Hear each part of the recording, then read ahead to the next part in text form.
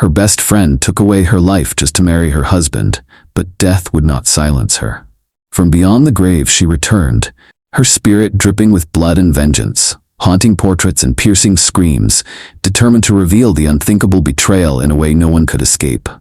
Anna and Mary were best friends since childhood. They shared everything, dreams, secrets, and even heartbreaks. Anna trusted Mary like a sister. But deep inside, Mary carried a dangerous jealousy. Anna was happily married to John, a man who loved her dearly. Their marriage was full of joy, something Mary secretly desired for herself. Every smile, every tender look between Anna and John only fueled Mary's envy. Soon, her admiration turned into greed. She didn't just want love, she wanted John. One evening when Anna least expected it, Mary struck. The betrayal was quick and merciless. Anna's final breath was stolen by the very friend she had trusted the most. And when her body lay cold, Mary's heart burned with triumph. She had cleared the way to take her friend's husband for herself. Not long after, Mary comforted John in his grief. She stayed close, offering kind words, tears, and warmth. Slowly she slipped into Anna's place, and before long, she became John's wife. What she wanted, she had finally taken. But the dead never forget. At first, it was only strange feelings, shadows in the corners, a cold wind in the night, whispers that made her skin crawl. Then came the portrait. Hung in the living room, Anna's face in the painting began to change. Her eyes widened in horror, blood pouring down her cheeks like tears. Mary would freeze in terror, staring at the painting, while John saw nothing but a calm, beautiful picture. When he asked why she was always unsettled by the portrait, Mary lied. "It just reminds me so much of Anna," she whispered, pretending to be broken by grief. But the truth was darker. She knew her dead friend had returned, and the haunting had only just begun. Mary thought she could control it, the whispers, the shadows, the bleeding eyes of Anna's portrait. She told herself it was guilt, nothing more. But the haunting only grew stronger. At night, she would hear footsteps outside the bedroom door, slow, heavy, steady. When she opened it, the hallway would be empty, yet the sound of breathing lingered in the air. Mirrors began to crack on their own. Sometimes she would wake up to the faint smell of blood, her heart pounding as though Anna's presence pressed against her chest. Still, John saw nothing. To him, the house was peaceful. He only saw his wife trembling in fear, never knowing the real reason.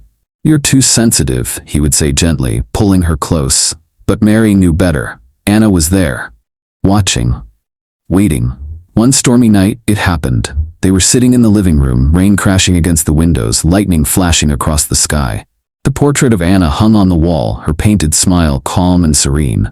Then, her eyes shifted. Slowly, painfully, blood began to gush down the canvas in thick streams, covering her face, staining her lips red. Mary screamed. John jumped to his feet, but this time, he saw it too. "John," Mary gasped, clutching her chest. "You see it? You finally see it?" John's face turned pale as the portrait began to shake. The frame rattled violently until it fell with a crash, glass shattering across the floor. But instead of lying still, the portrait bled onto the ground, and from the crimson pool, a figure began to rise. Anna. Her skin was pale, her eyes wide and filled with sorrow and rage. Blood poured down her face like endless tears. Her voice echoed through the room, chilling the air. "John, my love, do you know who killed me?" John's breath caught in his throat. His hands shook as he turned slowly toward Mary. She was on her knees, trembling, her lips quivering. "No, Anna, please, don't." Anna's ghost stepped closer, her gaze fixed on John. "It was her," she hissed. "Your wife, the woman you sleep beside every night. She took my life, she took my place." John froze, the color draining from his face. "Mary, is it true?" His voice cracked with horror. Mary broke down, collapsing onto the floor, tears streaming. She shook her head violently at first, then her voice cracked into a scream. "I didn't mean to. John, forgive me. I loved you too much. I couldn't stand watching you with her.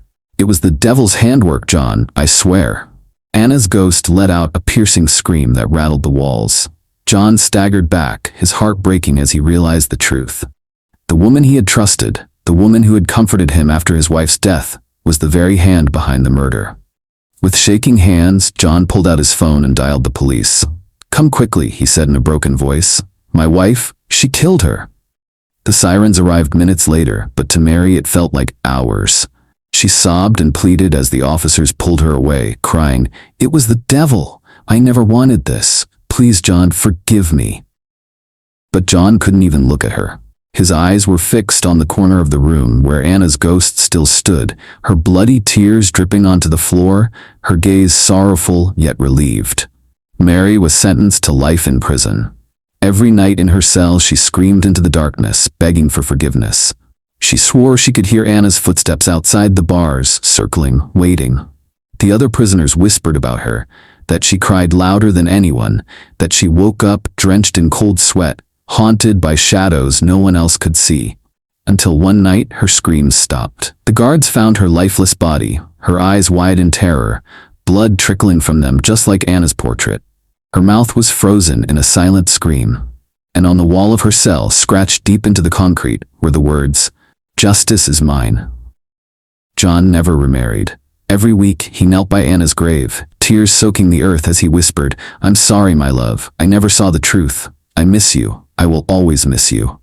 And though the graveyard was silent, sometimes, just sometimes, the wind carried a soft whisper back, "I forgive you."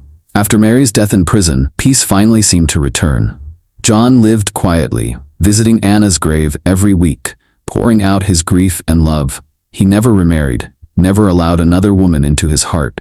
His life became a shadow of what it once was, proof that true love, once broken by betrayal, could never be replaced. The house where Anna and John had once lived stood silent, its halls heavy with memories. Some neighbors whispered that at night, a woman's soft crying could still be heard near the walls where Anna's portrait once hung. Others claimed they saw flickers of blood-streaked eyes in the windows when the moon was high. Whether Anna's spirit finally found peace or lingered in search of more justice, no one could ever truly say. But one thing remained clear: betrayal never sleeps, and the sins we commit in secret will one day come to light. Moral lessons. 1. Betrayal always destroys more than just the victim, it curses the betrayer too. 2. Envy is a poison. If not controlled, it leads to actions that can never be undone. 3. True love is irreplaceable. No matter how hard you try, you cannot steal it or fake it. 4. The truth always finds a way to come out, even from beyond the grave. Thank you so much for watching this story to the very end. If you enjoyed it, please don't forget to subscribe to my channel, hit the like button, and turn on the notification bell so you never miss another thrilling story. Your support means the world to me, and I promise to keep bringing you more shocking, suspenseful, and unforgettable tales.